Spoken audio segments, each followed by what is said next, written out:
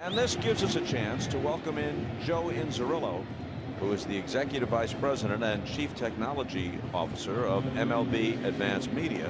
We've been talking about Statcast all night, Joe, and maybe you can explain to the viewers at home what we hope to accomplish with it, not just this year on television, but the effect it might have on baseball overall. Well, I think baseball, has always had good statistics about offense. We have pitching statistics, we have hitting statistics, but we've never really been able to quantify defense because it's just tough given the nature of the game. What we're really trying to do is figure out how we could do something that's repeatable, accurate, and then add that to the narrative and the dialogue of baseball. Explain to us, give us a given circumstance that might illustrate what you're talking about. Well, I think personally for me, one of the most exciting ones is route efficiency for outfielders. So when you take the combination of reaction time, the path the guy takes to the ball, the velocity he gets there, you can really start to quantify what his effective defensive range is. One of the things is this is going to evolve over time.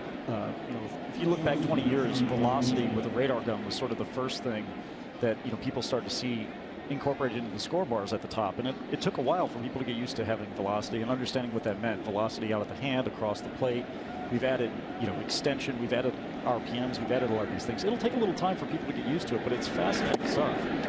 And ultimately the thing I think that we're really trying to demonstrate with Statcast is just what kind of incredible athleticism we have in baseball today. These people are just incredible athletes, reacting at times that are almost inconceivable when you compare it against anything that's out there.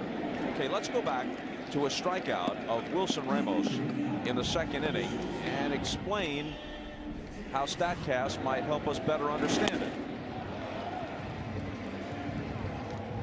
Well, the biggest thing is I see the RPMs and the miles per hour, and the question I would have for you is it simple math to take the RPM divided by 60 to get what that revolution of the baseball be from the home to pitcher to home?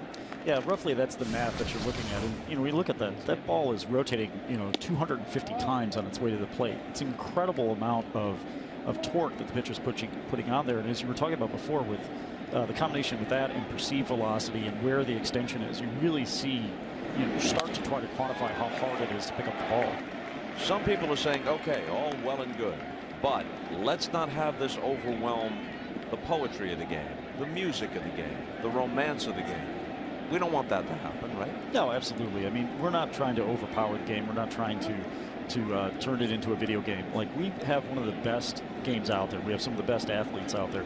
But being able to quantify, like what we're seeing right now, lead off from the bag, and actually put a number to it so that people can remember, game to game, instance to instance, I think just helps with it. It's just like remembering that you saw somebody break 100 at a pitching at a game.